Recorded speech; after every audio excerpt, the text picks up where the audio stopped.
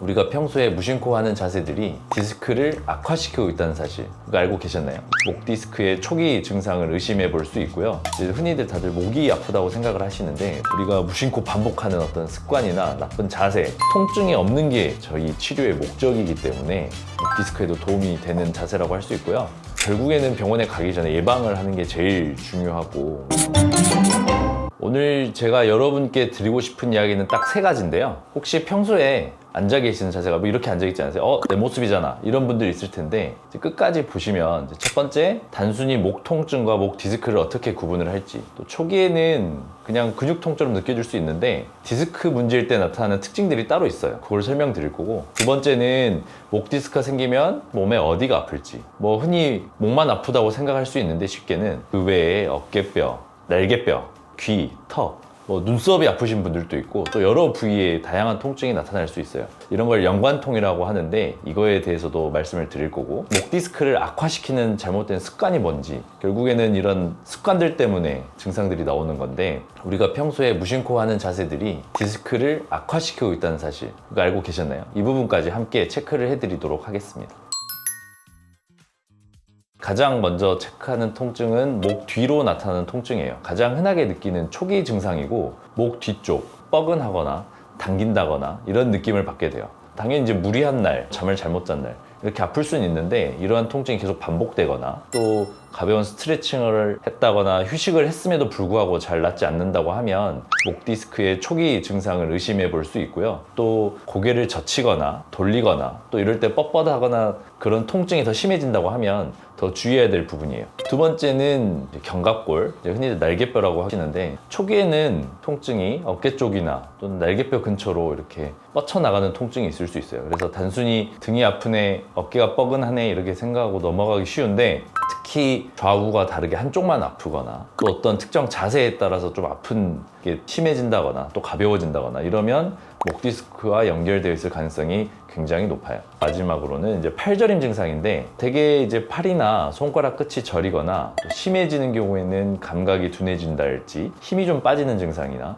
이런 증상이 나타나게 되는데, 이건 단순히 근육 뭉침이 아니라 신경이 압박을 받고 있고 손상을 받고 있다는 신호여서 굉장히 중요한 증상입니다. 이것을 이제 방사통이라고 흔히 아시다시피 이렇게 부르게 되는데, 방사통은 신경에 눌리면서 그런 통증이나 저림 증상이 팔, 손끝까지 퍼지는 걸 말해요. 목에서 나오는 신경이 손이나 팔끝까지 쭉 내려가서 팔에 신경이 분포하기 때문에 그 신경이 분포하는 부분에서 통증을 느끼게 되고, 결국에는 느끼는 부위가 아래 팔, 손, 팔뚝 뭐 이런 데서 통증을 느끼게 되고요. 이제 이러한 단계가 되면 신경 손상이 어느 정도 진행되고 있을 수 있기 때문에 절대 방치하시면 안 되고, 반드시 병원에서 진료를 받으시는 것을 권장을 드려요. 여기서 이제 중요한 포인트는, 팔 저림은 경고등, 위험 신호라고 생각을 하시고, 이런 증상이 생기면 바로 정확하게 진단을 받으셔야 합니다. 추가적으로 어깨 결림이나 치아가 아픈 것처럼 아래턱이나 어금니의 통증, 귀에서 소리가 난다거나 이명 같은 통증, 그리고 또 눈썹 부위가 아프거나 얼굴 안면부가 아프거나 이런 부분들도 실은 놓치기가 쉽지 않은데, 흔히 이제 교과서적으로 따질 때는 얼굴 안면부는 뇌 자체의 문제고, 그 외에 머리 정수리부터 뒤통수까지는 이제 목에서 오는 문제라고 흔히 이제 생각을 하는데, 간혹 이게 심하신 분들은 귀 앞으로 볼이나 아래턱 또 눈썹까지 이렇게 나오는 분들이 있어요, 증상이. 그래서 목 디스크가 이게 주변 구조물에 이제 영향을 미쳐서 단순히 목만 아플 뿐 아니라 여러 부위로 이런 통증 신호가 오게 되는데, 최근 제 환자분 중에 한 분이 7년 동안 여기 눈하고 얼굴 부위가 너무 아파가지고 맨날 아프고 문지르다 보니까 눈썹이 없어져서 오신 분이 있었어요. 근데 제가 목 디스크 진단을 하고 그분에 대해서 치료를 하고 나서 7년, 8년 만에 처음으로 통증이 없어진 분들이 계셨거든요. 이제 그런 경우도 있기 때문에, 목이 난 안 아픈데 왜 이런 증상들이 생길까? 그러면 한 번쯤은 목 디스크를 의심을 해볼 필요가 있습니다. 그래서 제가 앞에서 말씀드린 4가지를 정리를 하자면, 목 디스크는 단순히 목이 아프다에 그치지 않고 다양한 증상이 나타날 수 있다. 어깨, 날개뼈, 팔, 심지어는 뭐 턱이나 귀, 눈썹 이런 부위까지 다양하게 증상이 나타날 수 있고, 중요한 건 적당한 휴식으로 전혀 회복되지 않고 계속 지속적이고 반복적인 통증, 그리고 또 뻗쳐나가는 통증, 그리고 연관통처럼 전혀 생각할 수 없는 부위에 있는 통증이랄지 이런 것들을 놓치지 않고 초기에 파악을 해서 판단을 하고 진료를 보시는 게 굉장히 중요해요. 원장님, 방금 연관통이라고 하셨는데 연관통이란 도대체 어떤 거예요? 연관통은 이제 실제로 손상되거나 증상이 있어야 될 그런 부위가 아니고 그 부위와 상관없이 다른 쪽에서 발생하는 이런 통증들을 예를 들 수 있는데요. 쉽게 예를 들면 심장이 안 좋으면 심장이 아픈 게 아니고 왼쪽으로 어깨나 팔, 등 이렇게 뻗치는 양상의 통증이 발생을 하기도 합니다.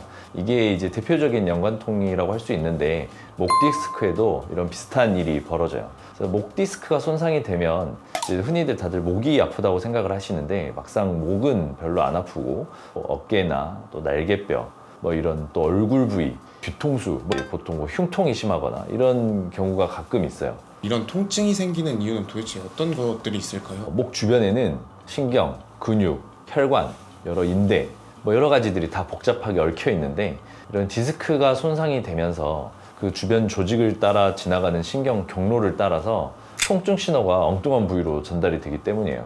나는 어깨가 아픈데, 턱이 아픈데, 욱신거리는데 라고 생각할 수 있는데 실제로는 목 디스크일 수도 있는 거죠. 근데 목 디스크는 어쩌다가 생기는 걸까요? 통증을 들어보면 누구나 다 한 번쯤 겪는 통증 같은데 이런 목 디스크는 실제로 선천적이고보다는 우리가 무심코 반복하는 어떤 습관이나 나쁜 자세 이런 것 때문에 악화되는 경우가 훨씬 더 많고요. 다음 말씀드린 그런 습관들이 목 디스크를 악화시키는 주범이 됩니다. 일단 첫 번째는 다들 스마트폰 보시거나 노트북 하거나 컴퓨터 할 때 많이들 하시잖아요. 고개를 앞으로 숙이는 자세예요. 이러한 자세는 목 디스크에 굉장한 압력을 가하게 됩니다. 머리 무게가 보통 5, 6kg 정도 되는데 고개를 한 15도만 숙여도 디스크에서 느끼는 무게는 12kg, 30도 숙였을 땐 18kg 이 정도의 무게가 목에 부하가 걸리게 되고 이 무게가 그대로 디스크를 누르고 있기 때문에 목 구조가 무너지고 또 디스크 손상이 빨라지게 돼요. 두 번째, 장시간 같은 자세로 고정되어 있는 그런 습관들입니다. 오랫동안 컴퓨터 작업을 하거나 또 책을 읽을 때 한 자세로 이렇게 쭉 앉아 있다 보면 이제 목 주변의 근육이 항상 긴장 상태를 유지하게 되는데 이런 긴장된 근육은 수축이나 이완 이렇게 충분히 되지 않고 뻣뻣해져서 디스크에 지속적으로 스트레스를 가하게 되는 꼴이 됩니다. 결과적으로는 뻣뻣해지는 근육들이 이제 목 디스크를 점점 악화시킬 위험을 크게 만드는 거죠. 세 번째는 이제 스트레스 그리고 불량한 자세인데 우리가 스트레스를 받는 상황을 생각을 해보면 이제 무의식적으로 긴장을 하게 되어 있어요.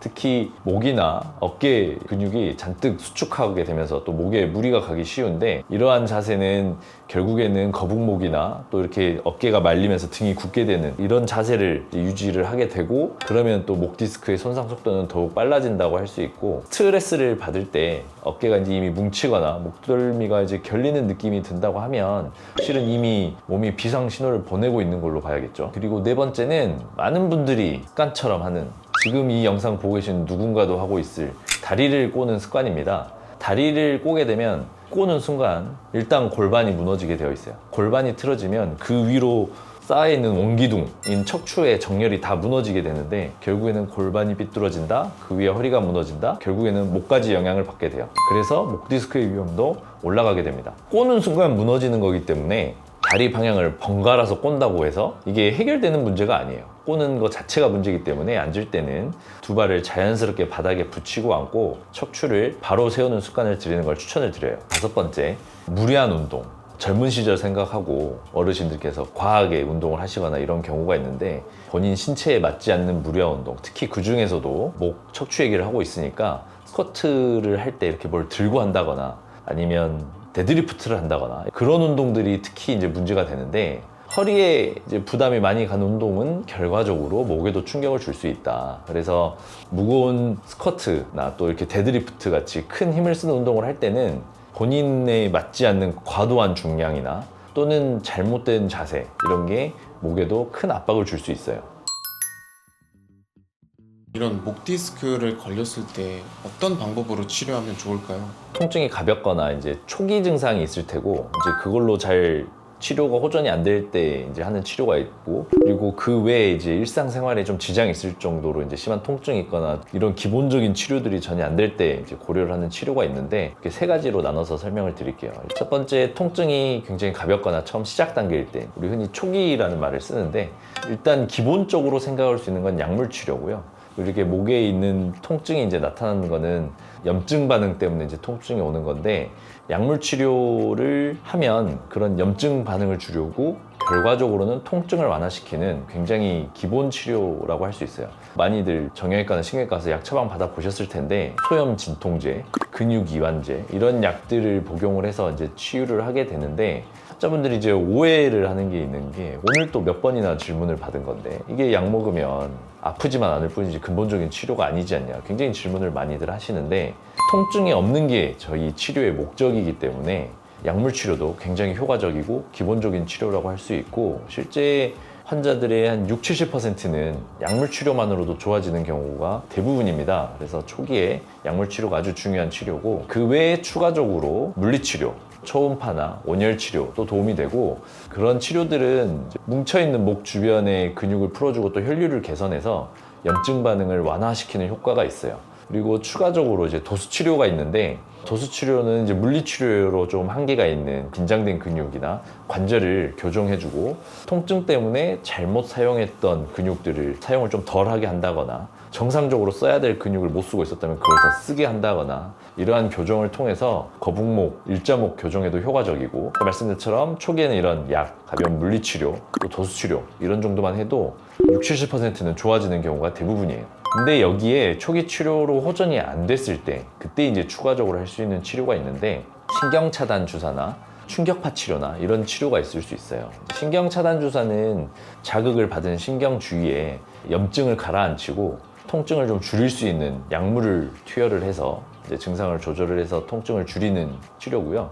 충격파 치료는 이제 고주파 충격으로 주변 혈류를 개선하고 염증을 완화하는 방법인데, 처음에 말씀드렸처럼 이 치료도 마찬가지로 신경을 좀 보호해주고 통증 조절을 해주는 게 목표이기 때문에, 이걸 하면 또 근본적으로 안 낫는 거 아니에요, 이런 질문이 해당이 안 되는 거라고 생각을 하시면 되고, 이제 이거에도 반응이 없거나 정말 일상에서도 문제가 있을 때 이제 하는 치료가 있는데, 목 디스크가 정말 심한 경우, 보존 쪽 치료도 효과가 없는 경우라고 하면 수술을 고려를 해야 해요. 이제 수술은 예전에는 뭐 대부분 절개를 해서 수술을 했는데, 이제 최근 트렌드는 이제 내시경으로 하는 게 대부분이고, 내시경 치료를 함으로써 수술 후에 올 수 있는 합병증을 획기적으로 줄이고 일상 회복이 굉장히 빠르기 때문에 부담이 적은 이제 최신 수술이라고 할 수 있어요. 다 해당되는 경우는 아니지만, 뭐 어떤 경우는 같은 척추 수술을 하지만 실제 10여 년 전에 했던 수술과는 전혀 다른 수술이다라고 할 정도로 굉장히 수술 후에 후유증 회복이나 이런 게 좋기 때문에 마지막 단계로 고려를 할 수 있는 수술 방법이고, 대부분은 초기에 뭐 약물 치료랄지 물리 치료랄지 이런 보존적 치료로 많이 좋아질 수 있어요.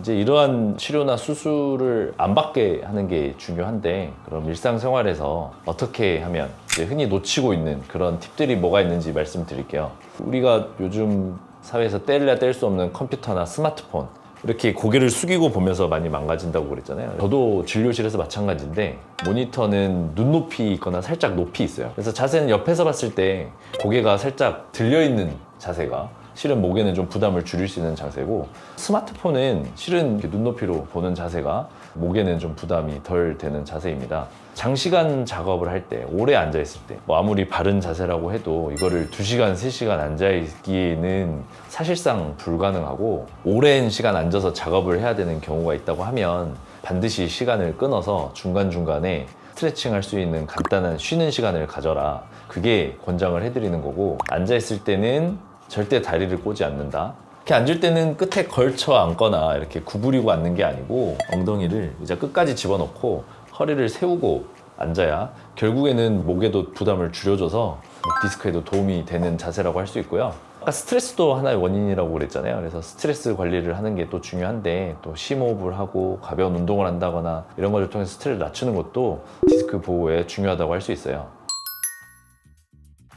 결론을 말씀드리면, 목 통증만이 아니고 어깨 통증, 팔 저림이 있다. 일단 목 디스크를 의심해 볼 수 있고요. 특히 팔 저림이나 이런 주변에 통증이 있으면 초기에 검사를 좀 적극적으로 해서 빨리 발견을 하는 것도 중요하니, 병원에 가서 진료를 받아보시기를 권유를 드리고, 결국에는 병원에 가기 전에 예방을 하는 게 제일 중요하고 우리의 목표가 되겠는데, 항상 올바른 자세를 유지를 하고 스트레스를 관리를 하는 게 최고의 예방법이에요. 주변에 이렇게 목 디스크나 자세가 바르지 못한 이제 지인분들이 계신다고 하면 이 영상 공유해 주시고 도움이 되셨다면 구독과 좋아요를 눌러주세요. 감사합니다.